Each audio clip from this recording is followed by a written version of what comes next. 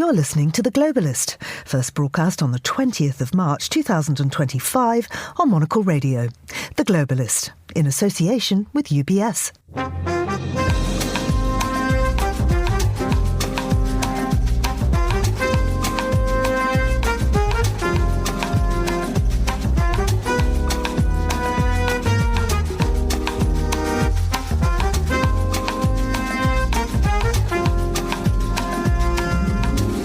Hello, this is The Globalist, broadcasting to you live from Midori House in London.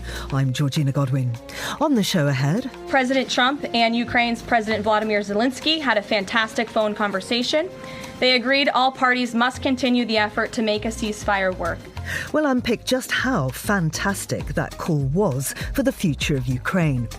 We'll cross to the International Criminal Court in The Hague to hear more about a case facing former Philippine President Rodrigo Duterte, and we'll ask how relevant the ICC remains in the face of many external pressures. We'll hear more on the arrest of the mayor of Istanbul and examine the struggle for power between the US and China over the Panama Canal. We'll look at a new rail infrastructure project which could revolutionise travel in Europe as plans for a metro-like system are revealed. And we'll go to our Zurich studio for a look through the papers and get the latest news roundup from France. Plus, we hear why it's a good time to be in the recording industry. It's part of that super fan relationship where they want an increased kind of connectivity with their artist. That's all ahead here on The Globalist, live from London.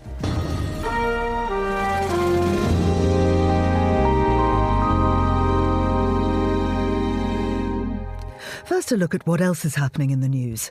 French President Emmanuel Macron says he spoke with Saudi Arabia's Crown Prince Mohammed bin Salman yesterday, and the two leaders condemned the resumption of Israeli strikes on Gaza. Police in India's northern state of Punjab detained hundreds of farmers and used bulldozers to tear down their temporary camps in a border area where they'd protested for more than a year to demand better crop prices. And Malaysia has agreed to terms and conditions of an agreement with the exploration firm Ocean Infinity to resume the search for the wreckage of the missing Malaysia Airlines flight MH370. That's according to the Transport Minister. Do stay tuned to Monocle Radio throughout the day for more on those stories. Now, on Tuesday, the US President Donald Trump discussed a possible ceasefire in Ukraine with Russian President Vladimir Putin. Yesterday, it was the turn of Ukrainian President Volodymyr Zelensky to speak to Trump. Zelensky described the call afterwards as positive, frank and very substantive, while Trump posted that it was a very good call on his social media platform. Well, I'm joined now by Jenny Mathers, who's a senior lecturer in international politics at Aberystwyth University. Jenny, thanks for coming back on the show. I wonder if you could unpack what both men and their spokespeople have said about that call yesterday. Well, it's interesting because there are some discrepancies that are emerging. Firstly, there was a discussion about what happens with the energy infrastructure within Ukraine because the Zaporizhzhia nuclear power plant, which is the largest nuclear power plant in Europe, has been under Russian occupation for some time. And that was apparently part of the discussion, was that Trump suggested that the US might take over running it somehow. And what emerged subsequently is that Trump thought that he was talking about taking over all of Ukrainian energy infrastructure, and Zelensky thought that it was only about Zaporizhzhia. So we've got a little bit of a discrepancy there already. I think one of the things that comes out of the Trump readout, which was actually issued by the State Department, is thankfulness on the part of Zelensky. And because he was criticized for not being thankful enough in the White House meeting, he seems to be emphasizing his gratitude to Trump and to the US. So almost every paragraph of the readout contains this sort of line about being thankful and being grateful to the US and to Trump in particular. So I think what we see is that we appear to be on track for Ukraine to agree to a partial ceasefire. And the US has agreed also to try and help the Ukrainians get some additional air defense capability. But Trump mentioned that he would try and get it from Europe. So again, distancing the US a bit from supporting Ukraine more directly militarily. So later on, Zelensky and the Finnish President Alexander Stubb held a press conference in which Stubb confirmed his country will stand by Ukraine, saying, Vladimir, we're in this together. What other international reactions to the Trump-Zelensky call have there been? Well, while Zelensky was speaking to the press about the call, he actually took another call, which he interrupted and then went back to later. And that apparently was French President Macron. And so one of the things that we've learned now is that Zelensky apparently speaks to Macron daily and keeps him up to date with everything. So I think, from Europe more generally, there is hope that the US can remain on side in terms of supporting Ukraine for long enough to get some kind of a peace deal and to provide some kind of security guarantees.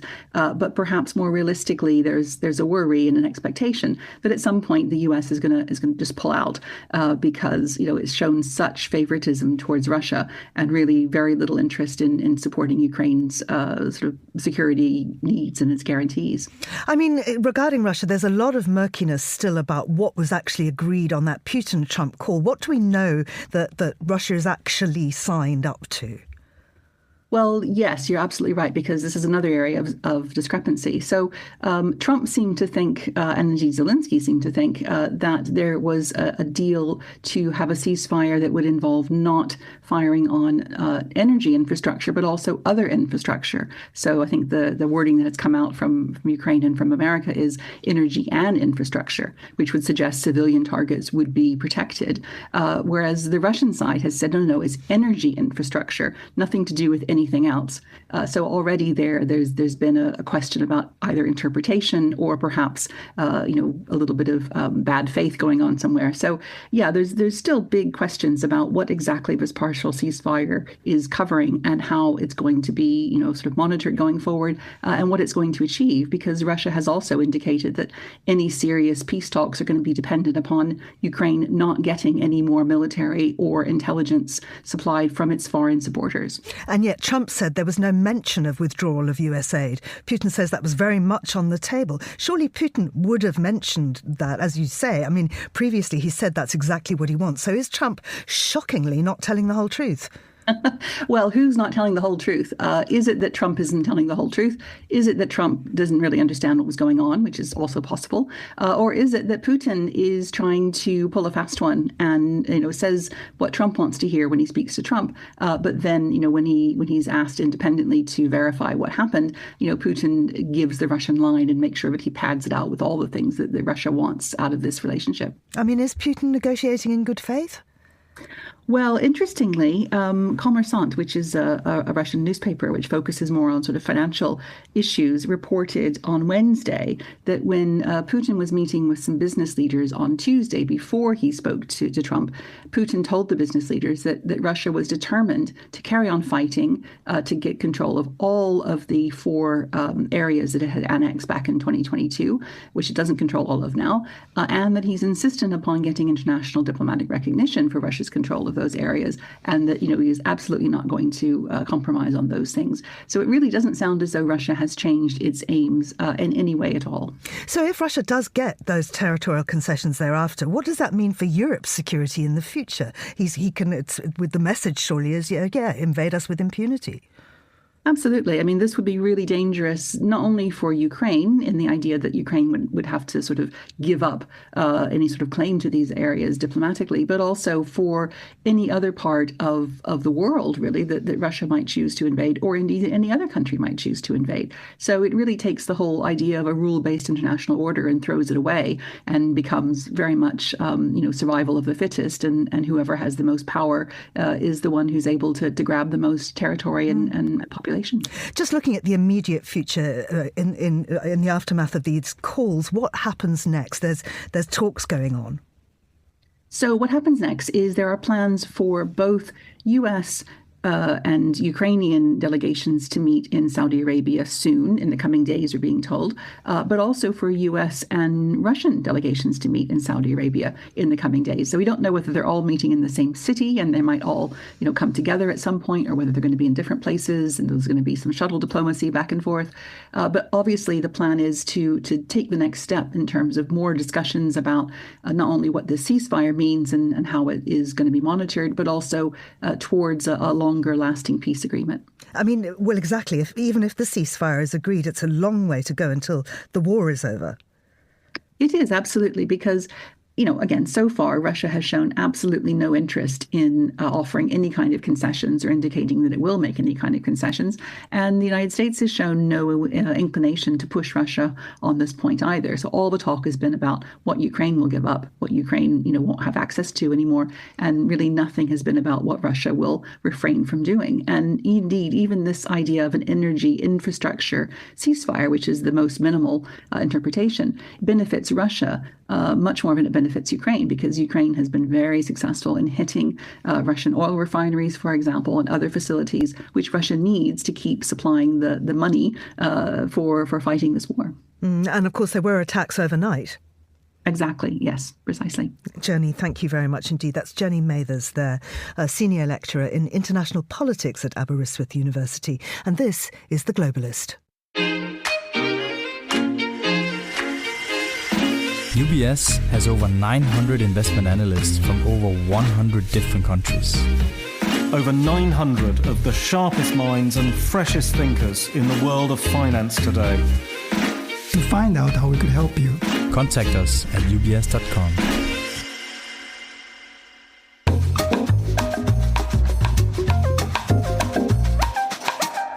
It is 8:11 in The Hague, 7:11 here in London. Former Philippine President Rodrigo Duterte remains in The Hague awaiting a hearing at the International Criminal Court. The 79-year-old, the first Asian former head of state charged by the ICC, stands accused of the crimes against humanity for his years-long campaign against drug users and dealers that rights groups say killed thousands. Well, I'm joined now from The Hague by Janet Anderson, who's president of the Association of Journalists at the International Criminal Court, and Richard Hederian, an academic and columnist for the Philippine Daily Inquirer. Welcome to you both. Richard, I wonder if you can tell us how Duterte's arrest was triggered by internal political squabbles. Buongiorno, thank you very much. I'm actually heading also to The Hague shortly here from Italy right now. Thank you for having me here.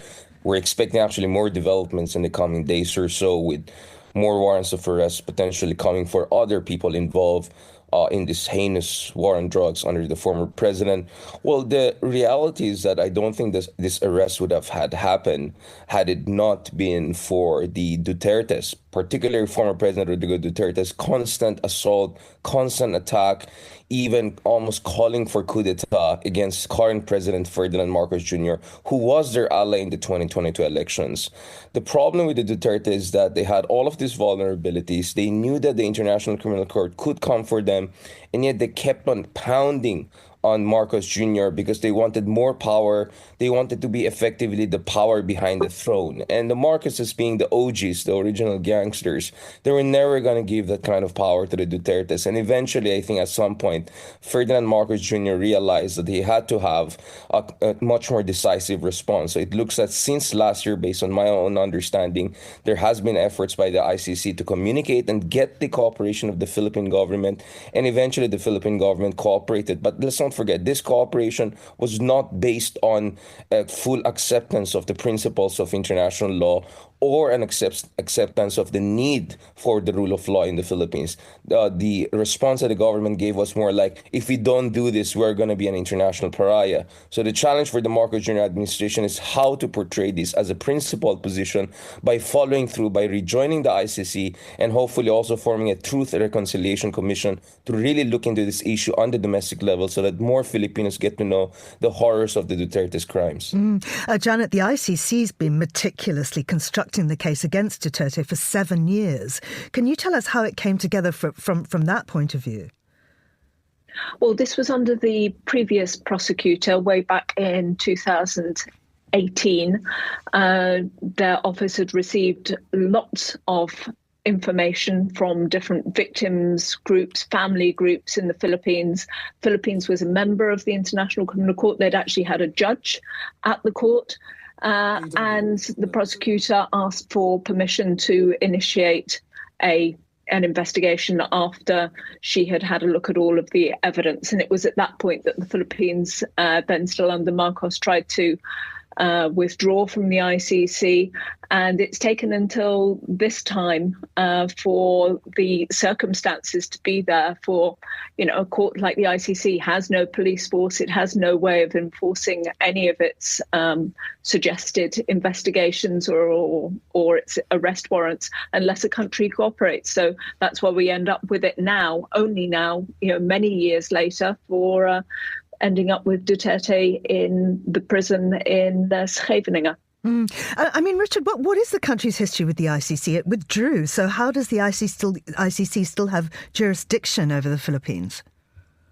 Well, let's not forget, first of all, the ICC has issued warrant of arrest for a couple of leaders or leaders of countries that are not part of the ICC, right? I mean, whether you're looking at in the case of Vladimir Putin or the Taliban leaders, actually the distinction of the first leaders, Asian leaders to face warrants of arrest by the ICC goes actually to the Taliban leaders. But we know that practically speaking, it's going to be very hard to enforce that. In the case of the Philippines, remember, this is the oldest Asian democracy. We had electoral democracy effectively for the past 100 years since the Commonwealth period under the Americans, and for a long time, especially under former President Benigno Aquino, the son of the democratic icon Nino Aquino, who was assassinated during the Marcos dictatorship, and former Philippine President Corazon Aquino was an icon of democracy in Asia. Under him, the Philippines joined the ICC, and by 2011, the Philippine Senate had ratified this, and back then, almost prophetically, in a prescient way, former President Aquino said that joining this ICC is important because one day it will be very useful. So between 2011 all the way to 2019, when the unilateral withdrawal of Duterte from the ICC was effectuated and operationalized. He took out the Philippines in 2018, but the operationalization really kicked in by 2019. That is the period we were part of the ICC. So by every single, juridical argument, even the Philippine Supreme Court a few years ago determined that the ICC, at the very least, has residual jurisdiction throughout those years, 2011 to 2018, or all the way to 2019, when we were part of the ICC. And also it covers not only Duterte's alleged extrajudicial killing involvement, not only as the president of the Philippines, but also when he was mayor of Davao City. Janet, just picking up on what Richard said about figures like Putin, for instance, the ICC can issue arrest warrants for people like him or Netanyahu, and that certainly shows that the court has resolve. But given that neither leader is likely to be detained in the near future, does this also highlight the limitations and the impotence of the ICC?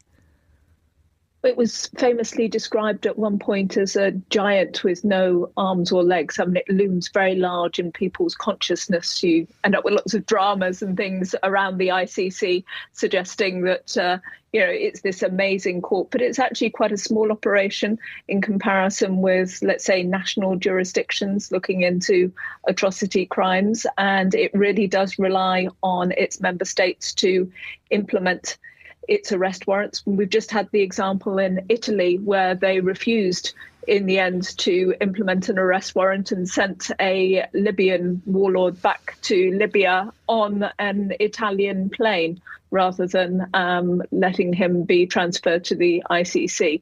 So the ICC really has a lot of problems at the moment, and they've been really lucky in the Philippines that the political context has worked for them and they've ended up with Duterte. Richard, there is always a chance that these charges against Duterte will come to nothing. How would that play in the Philippines? Well, I mean, as we speak, there is a concerted effort by the supporters of Rodrigo Duterte to portray not only him as a victim of a political witch hunt or a convenient Machiavellian move by someone named Ferdinand Marcos at the helm of the Philippine government, but to portray this as an assault of all of his supporters, particularly in the so-called solid South, which is much of the southern parts of the country, which has been historically marginalized and neglected. And there's a lot of grievance, legitimate grievance against so-called Imperial Manila. So if you look at it, major cities in Mindanao City, aside from Davao city where the Dutertes hail from, have been having their rallies. Their leaders have been coming out and showing support to Rodrigo Duterte. So it's really rallying around the flag effect we're seeing across those regions, and also ethno-linguistic groups, especially the Visayan-speaking brothers and sisters in the Philippines, where the Dutertes hail from. But based on the numbers we have, it looks like the majority of Filipinos, at least the latest surveys that came out by the social weather stations, majority of Filipinos have been supporting of an ICC intervention in this case, and in fact even possibly conviction. Nevertheless, it remains to be seen if this victim card game being played by the Dutertes will have the decisive impact. Therefore, it's very important for genuine opposition groups, for genuine civil society groups, for genuine lawyers and victims of this war on drugs to come out. We saw in Argentina in 1985 how important it was for the voices of the victims' families themselves to be heard in order to rally the national opinion in favor of justice in the case of the desaparecidos. So I think the same thing has to happen in the Philippines. We have, even if Duterte gets convicted, which is more likely than not, it is important that the Philippines does its assignment. Logistically speaking, we're just going to have the pre-trial detainee in September, and this could take years, and Duterte is already in his advanced years, so there's a very high chance that he may be spending his twilight years there in the ICC, either the trial or conviction. Richard, thank you very much indeed. That's Richard Haydarian and Janet Anderson. And still to come on the programme, our Istanbul correspondent explains the arrest of the city's mayor. Turkey's President Recep Tayyip Erdogan, who's dominated politics for 23 years, can no longer win democratic elections, even on the skewed playing field he's built. This is The Globalist.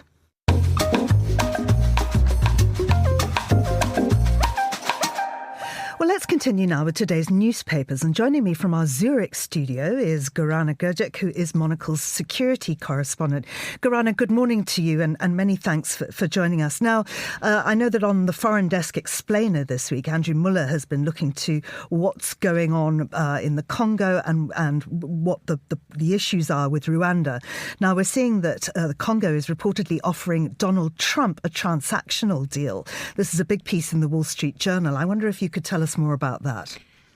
You're absolutely right. So Donald Trump, as we know, for the past couple of weeks has been ramping up the whole story of striking a deal with Ukraine on rare earth minerals. But for now, it seems that this has been shelved somewhat. And now he's looking at another war-torn nation that is facing an invader as an option, and that is the Democratic Republic of Congo. So Andrew has been focusing on the rebel group known as M23 that has been fighting in the eastern part of the African nation now for more than a decade. And what the government of DRC would like to do is get some help from the American government, and in exchange basically sign some sort of deal that would allow US government to gain access to Congo's vast mineral wealth, which includes some of these critical minerals and resources like cobalt, which are essential for global tech. I mean, it's tremendously complicated, though. There's been violence in the area since the 60s, since Belgium, since the end of colonial, of Belgian rule, or of the King's rule. There has been conflict in this area for so long, and there are so many players involved. Would any US mineral company want to entangle themselves? And who is there? Who is actually on the ground? You're absolutely right. So while we have some signs of talks that are calling for ceasefire, and this comes of these meetings that the DRC's president and the Rwandan president had in Qatar just recently, we also have a parallel story of some very familiar faces from the world of private military companies, most notably Eric Prince, who is a somewhat infamous figure as the founder of the now defunct private military company Blackwater. Also, he is the brother of Betsy DeVos, who was actually the Secretary of Education in Trump's first administration. And now this story in Wall Street Journal is also reporting how actually he has been part of some of these negotiations, but also how he actually clawed his way back into the Trump orbit. He was sort of sidelined towards the end of the first Trump administration, but now he's been one of the leading figures actually advocating some other extreme measures when it comes to dealing with illegal immigration in the United States and the like. I mean, this is a fantastically interesting story. I would urge listeners to have a look at the full text here in the Wall Street Journal. Let's move on to the FT now. And this is about the EU wanting to exclude not only the US, but UK and Turkey from its defence fund. It's a new 150 billion euro rearmament fund. And those excluded not best pleased. Absolutely. So the talk of the town, I guess, all across European capitals overnight has been the announced Rearm Europe plan that the European Commission has unveiled, which includes this 150 billion rearmament fund that will actually benefit a lot of European, but EU nations in particular. So this decision is a clear win for France and others that have been championing this approach of buy European defense strategy, as FT writes. And of course, it's driven by anxiety over whether Europeans can rely on Washington as a defense partner, and of course, dealing with Russia's militarism at the same time. But the issue here is one of this kind of indigenization and sort of look inwards for basically all weapons acquisition for procurement. And here the message from Brussels is unmistakable. Basically, it's the priority that's given to domestic producers for joint procurement from domestic producers. This has been part of the European Defence Industrial Strategy, which has been unveiled actually last year already. And anyone out of these third countries, third parties that would like to be part of such deals will have to negotiate security and defence partnerships with the European Union. So this actually might pose quite some challenges for UK producers, for the US, of course, defence primes, Turkey and the like, but at the same time, opportunities for those that want closer relations with a European Union on security, such as Norway or, for instance, Canada, as we read in this report. Well, let's talk about Canada and defence, because Mark Carney's beaten Trump to some very important Australian defence technology. Absolutely. So moving over to the Indo-Pacific, and Canada has actually pulled off a quiet coup of sorts. So it has secured a deal to purchase Australia's JORN radar system. And JORN here stands for Jindali Over the Horizon Radar. And in that way, outmaneuver the United States, which had been widely expected to be first in the line to buy this system, which is one of the kind of top in the world, considered really super advanced when it comes to providing wide area surveillance in a range of over 3,000 kilometers. So in Canada, this would be used up in the high north, and it would be mainly purposed for long-range surveillance. One big sort of part of this story, the way that Australian media reports it, is that it could end up being Australia's largest defence export yet, basically getting up to almost 6 billion Australian dollars. So quite a sum, and also just shows how some of these links now between US allies are actually deepening in the growing sort of uncertainty over US security commitments. And Canada very definitely getting one over Washington there, which they're also doing here at the Vancouver Auto Show. So Tesla has been removed from the show. Tell us more.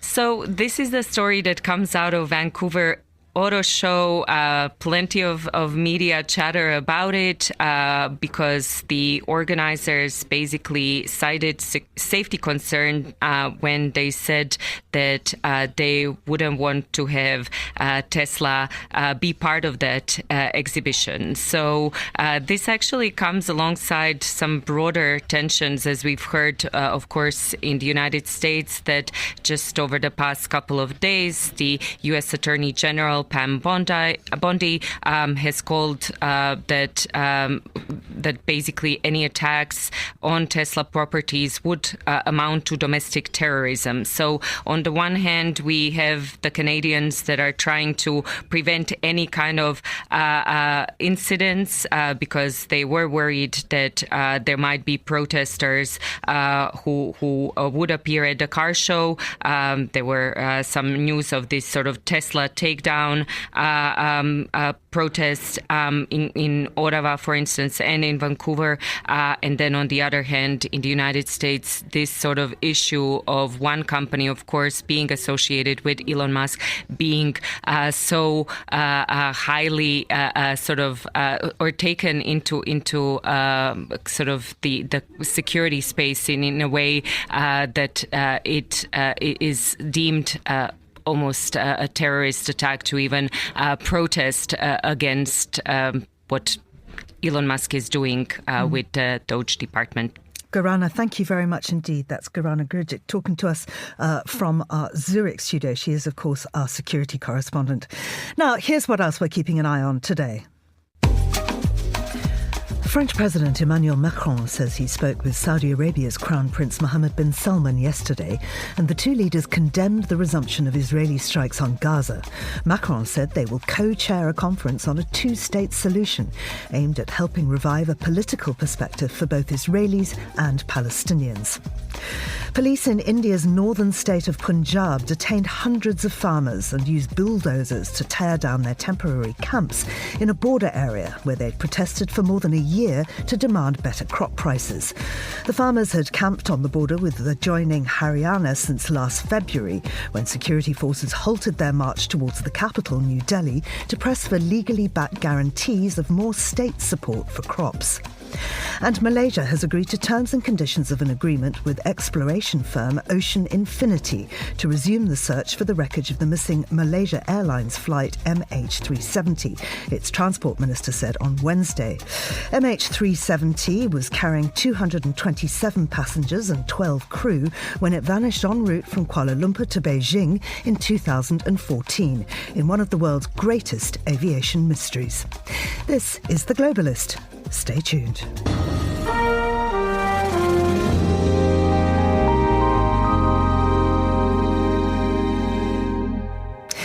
Now, it's time for a look at one of the other stories we're following today. Turkish authorities have detained the mayor of Istanbul just days before he was due to be selected as a presidential candidate. Ekrem İmamoğlu was widely seen as the main opposition to President Erdogan. Monocle's Istanbul correspondent Hannah Lucinda Smith has the story. The arrest of Istanbul's Mayor Ekrem İmamoğlu seemed inevitable since he began campaigning to become the opposition's next presidential candidate. Turkey's President Recep Tayyip Erdogan, who's dominated politics for 23 years, can no longer win democratic elections, even on the skewed playing field he's built. Now, İmamoğlu is being investigated both for corruption and support to Kurdish terror groups, a charge not unfamiliar to the dozens of opposition mayors who've been ousted in recent years. The current wave of arrests, which includes journalists, artists, businessmen and politicians, began late last year. However, İmamoğlu was always the ultimate target. Since his first local election win in Istanbul in 2019, in which he displaced Erdogan's party for the first time in 25 years, he has transformed the city's municipality, reinvigorating its cultural offerings and expanding its transport network. Reflecting his ambitions to turn his city into a global cultural powerhouse, İmamoğlu was a keynote speaker at Monocle's Istanbul Quality of Life conference last October. He also worked hard to build links with other opposition mayors in authoritarian states across Europe, raising his international profile in the process. Such successes pose an existential threat to Erdogan, who for the past decade has used his control of Turkey's media and state institutions to swing tight elections his way without attracting international condemnation. Such methods are no longer enough, however. Turkey's economy has been in crisis for years, and Erdogan, 71, is no longer the bombastic leader he once was, often having to take offstage breaks when he appears at his signature mass rallies. Meanwhile, İmamoğlu, 53, appears energetic and motivated, an echo of what Erdogan represented when he himself was Istanbul mayor in the 1990s.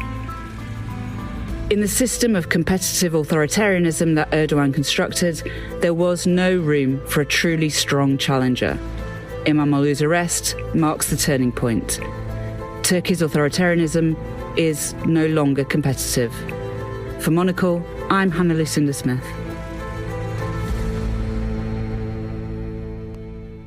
Thank you, Hannah. For more from Monocle's editors and correspondents around the world, do sign up for our free daily newsletter, The Monocle Minute, at monocle.com/minute.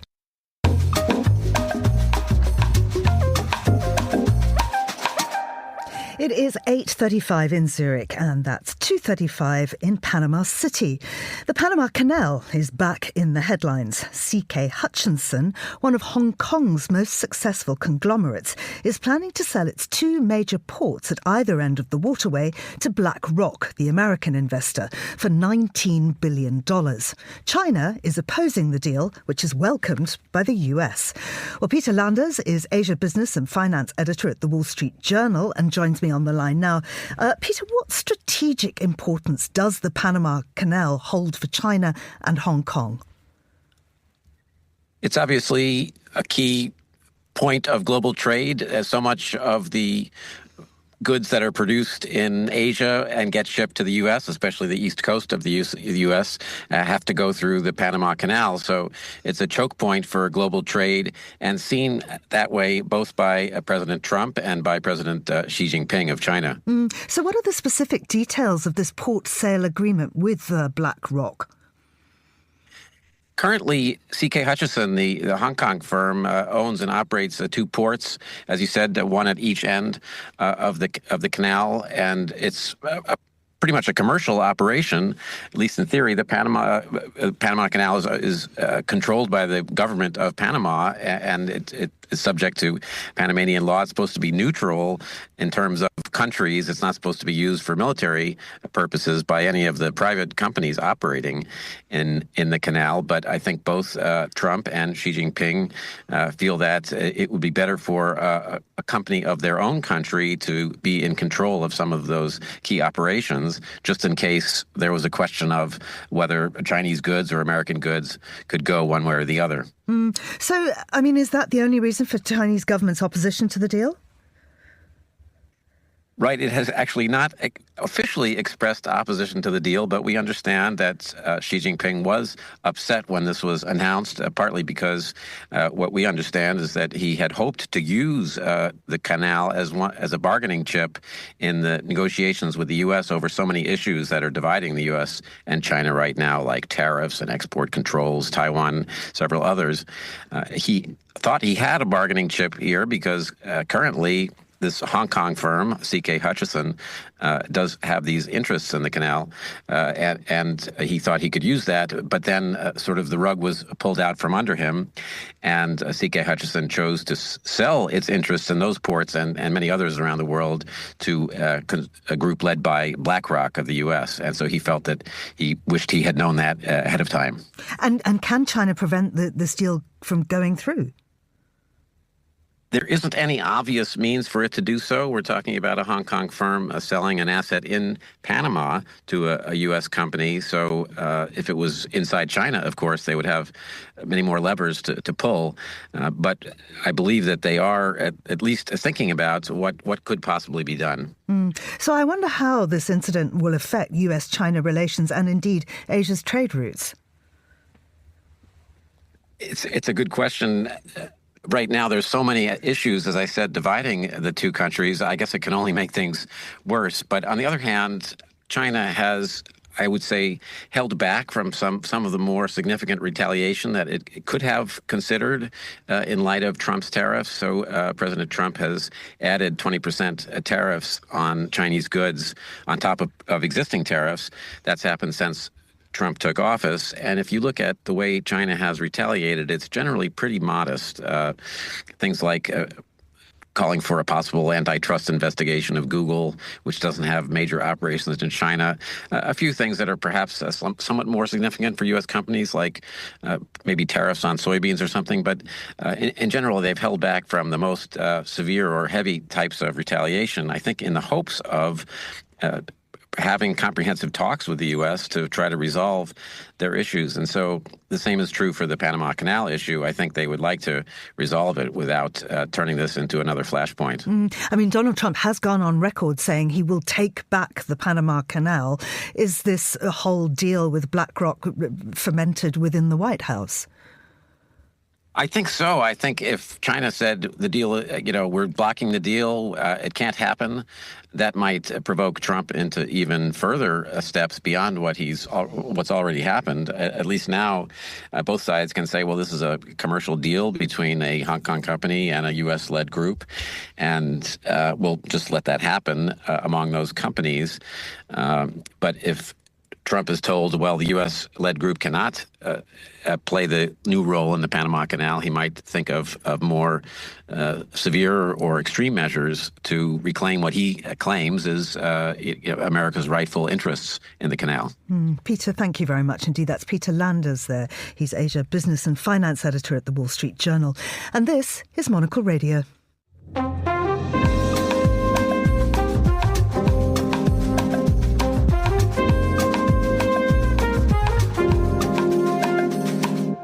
Now, there are exciting plans for a new super-fast train network that will stop at destinations in every country in Europe, drawing comparisons to a metro system for the continent. Well, to flesh out some details on that, I'm joined by Paul Charles, founder and CEO of the PC Agency. Paul, welcome back. This is a very ambitious plan. Can you tell us more?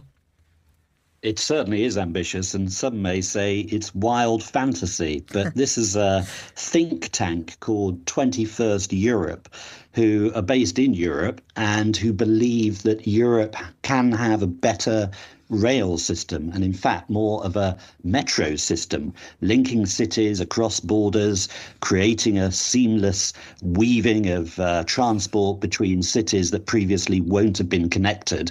And it's bold, it's visionary. Whether it can happen is another story. Well, exactly. I mean, just how feasible is it? Well, already, of course, you have trains which do cross borders in Europe. You only have to look at Eurostar, of course, between London and Paris and London and Brussels. You only have to look at what was previously Thalys, which is now part of Eurostar, that links Brussels with Paris.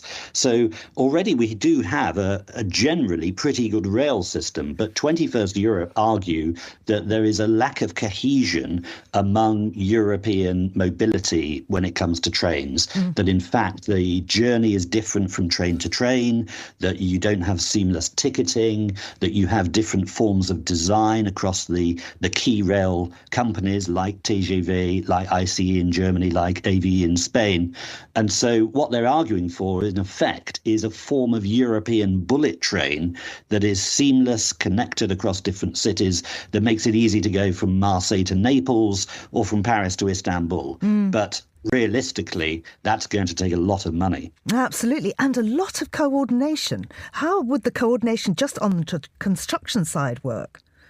Well, exactly. I mean, already, as you can see in Europe, there are differing views on other sectors and how to coordinate, whether it's defence or other things in Europe. So getting countries to agree on transport improvements in the infrastructure is another matter. I mean, what they're saying at 21st Europe is that, in fact, there won't be any need for any change in rail infrastructure as such. It will use existing lines. But in fact, you're going to need more coordination in terms of rail gauges, for example, that the trains can run on different gauges that are operating in different countries. You will need huge investment in new stations. And you've got to question where that money is going to come from. Exactly. I mean, is there any indication? No, what I love about 21st Europe here and what they're saying with this plan called Starline is they have the vision. They have the bold tenacity to put forward the ideas that we would all love to see. A highly sustainable, interconnected metro network, effectively, with beautiful blue trains, beautiful interiors designed by the best of Europe's interior designers. I love it, but it's wild thinking, and it will need billions to come to fruition. And frankly, governments at the moment are more focused on other priorities, especially defence, than they are on improving infrastructure when there's already existing rail lines in place. Paul, thank you very much indeed. That was Paul Charles, who's founder and CEO of the PC Agency. And this is The Globalist on Monocle Radio. UBS is a global financial services firm with over 150 years of heritage. Built on the unique dedication of our people, we bring fresh thinking and perspective to our work. We know that it takes a marriage of intelligence and heart to create lasting value for our clients. It's about having the right ideas, of course, but also about having one of the most accomplished systems and an unrivaled network of global experts. That's why at UBS, we pride ourselves on thinking smarter to make a real difference. Tune in to The Bulletin with UBS every week for the latest insights and opinions from UBS all around the world.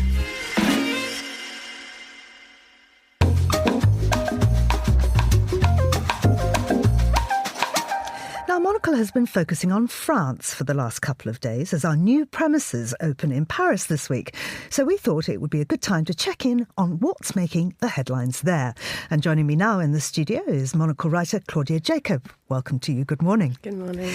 Now, the world is full of preppers, and generally they're laughed at, these people who are burying cans of tuna in the woods and all the rest of it. But France is taking this a lot more seriously, and they're actually preparing a survival manual for every household. And this brings it out of the realms of the wacky and really into the government-sponsored, responsible preparation area. Tell us more.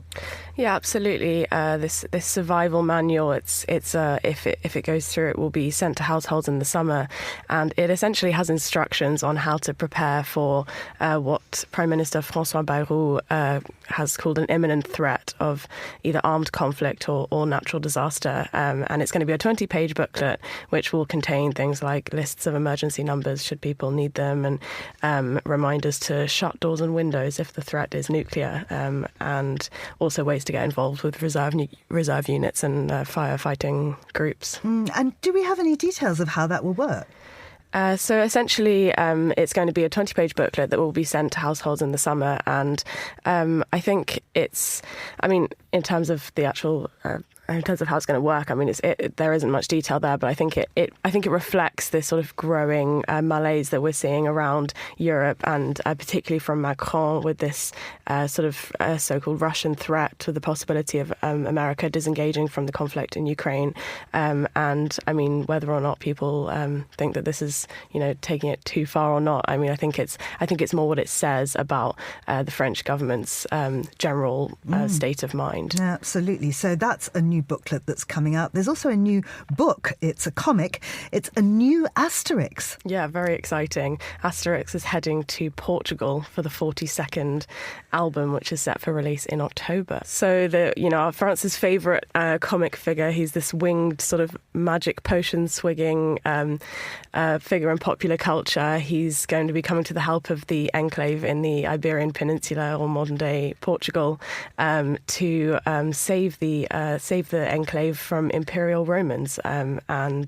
This is actually France's best-selling French comic, Asterix, and it was first published in 1959, and since then it's gone on to become this sort of figurehead of Frenchness, this sort of steely ghoul who can protect French villages from invasions, and it's really become a bit of an antidote of our times, no matter what political situation France finds itself in. And I find it extraordinary since the first publishing in 1959. 1959, Asterix has sold 400 million copies. That's right. I mean, it's an incredibly popular comic, and actually bande dessinée, which are sort of French manga, have gone on to become an enormous phenomenon in France in the publishing industry. And I think what's interesting about this one is that they're choosing to head to Portugal, so they're sort of changing that environment a little bit. I mean, it's quite funny because the French comic artist who's penned it, Fabrice Caro, said that he wanted Asterix to head to a country with sunshine, which I thought was quite sweet.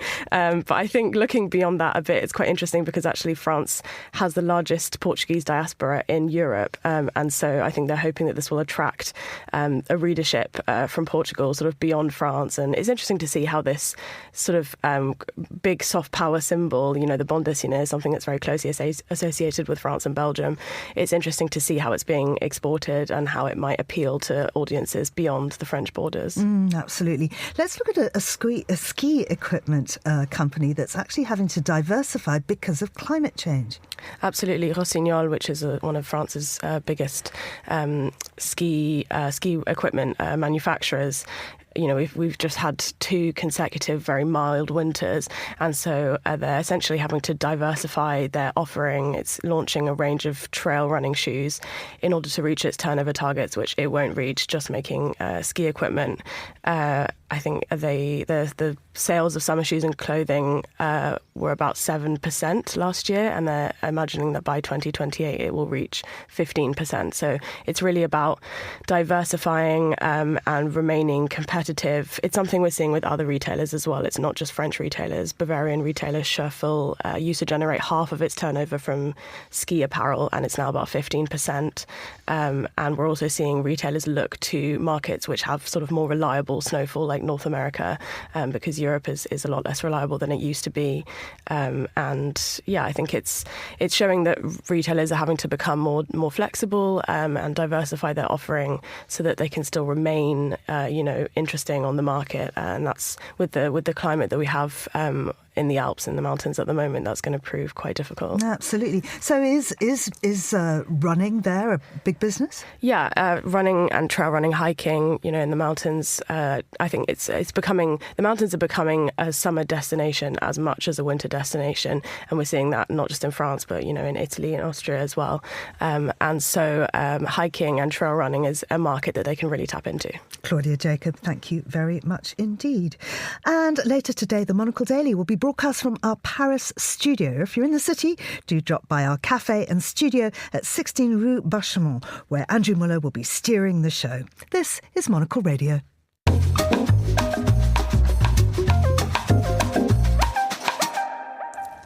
And finally today, more good news for the recording industry as global recorded music revenues grew for the 10th consecutive year at the rate of 4.8%. This is according to the Global Music Report 2025, which has just been released by the IFPI, the organisation that represents the recording industry worldwide. Monocle's Fernando Augusto Pacheco attended the report launch at London's 180 Studios, where he spoke with IFPI's CEO, Victoria Oakley, who celebrated the growth in the industry. I think that is impressive. I think we have the kind of numbers that a lot of sectors would be, pretty jealous of. Now, look, the number this year is 4.8% growth, and we've added close to $1.5 billion of revenue this year. That is a slower growth rate than we've perhaps been used to in the past, but it's super positive. It's moving in the right direction. And I should say that the bit we perhaps focus on the most when we look at those numbers is global paid streaming, right? That is the driver, the engine of growth in our industry. It is the world we are steadily transitioning to more and more, and it is the way most people experience and consume their music these days. Now, those numbers are very, very healthy and continue to be. So the growth rate for revenue from paid streaming services is plus 9.5% this year. Let's talk a little bit about physical. I know there's been a decline this year overall, but as you mentioned, vinyl is the 18th year of growth. Yes. That's remarkable. Some people said it was a fad. Clearly it isn't.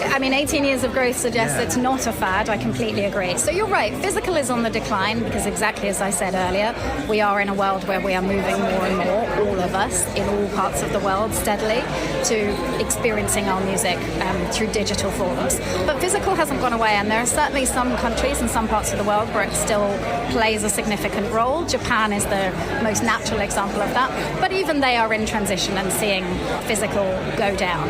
Vinyl seems to be, absolutely bucking that trend.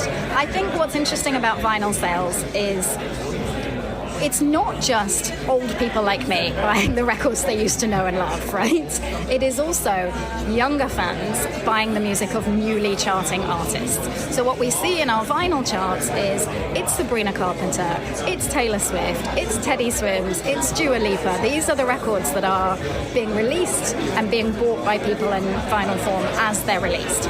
Now, what we're not seeing, I don't think, in the world is a rise in the sale of record players. So I think it's clear that what some people are buying vinyls for is kind of more like memorabilia. It's part of that super fan relationship where they want an increased kind of connectivity with their artist. And I deliberately say their artist because I do think super fans really feel that this is their person and that they've chosen to kind of be in that world. So you've got fans who will buy the same vinyl in multiple different colors or multiple different iterations of the same artist, even if the music is the same on each and every record, because it is an important part for them of their relationship with their artist. That's fantastic. Tell me, where is this growth coming from? Because there's some remarkable numbers in some regions of the world, like Latin America. Mm-hmm. It keeps on rising. Yeah, absolutely. Well, look, the first thing to say is we have seen growth in every single region in the world. And again, I think that's another kind of impressive layer to the performance this year. As you said, Latin America continues to grow at a very healthy rate. The fastest growing region this year is Middle East and North Africa, but hot on its heels, Latin America and Sub-Saharan Africa. So all at kind of 22.5% roughly, and there's really only a couple of sub-points between them. So it's very exciting to see the growth in those regions. Now, I think the growth in those regions is about increased revenue, yes, but it's really about artists from those regions coming to the fore. And, I hear some people use this phrase that perhaps those artists are kind of finally taking their rightful place on the global stage, which I completely agree with. And of course, what streaming has done is it has given us scope to listen to anything and for reach for artists to be very, very different. You still need the work of your record label to help make sure that your music is found in that very big, busy world of streaming. And so there's a lot of work that goes into that. But the opportunity for artists from somewhere like Latin America to really be found, to be heard, to export both within their region and well beyond is fascinating. Which is a case here is Mexico, which is in the top 10 for the first time, or at least it jumped to the top 10 It absolutely is. So Mexico has broken into the top 10 ranking that IFPI does of global revenues from music. Look, Mexican music is alive and kicking. I'm personally at kind of the beginning of my journey of discovery around that. But what I love is the way you see these kind of very different traditions and kind of folkloric Mexican music with quite a long history that are being brought to bear in modern tracks that are being released today, even in things like hip hop, where you're seeing that. So this kind of cross-pollination of tradition and modern music, I think is working very, very well in somewhere like Mexico. And finally, Vicky, if I may ask, of course, we had amazing news for the music industry. What are the challenges you see, perhaps already thinking about the report next year? What do you think record labels can do to maintain these levels of growth? I'm going to say two things here. The first one is record labels have to be constantly evolving, and they are. This is a really adaptable industry. We've had to be, right? I mean, you'll hear me in a minute in my speech. I'm going to be talking about the first record I ever bought, which was a record, but the second one was on tape, right? And that was, I mean, I'm old, but I'm not that old, so it wasn't that long ago.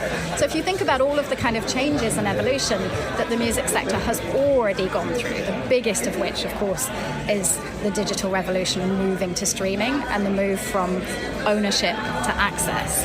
So record labels are evolving all the time. This is a dynamic industry, and if we stay still and try to do things exactly the same way that we've always done, then we will fail for sure. And I'm very inspired by the record labels we have the privilege at IFPI to work with the fact that they're always thinking ahead.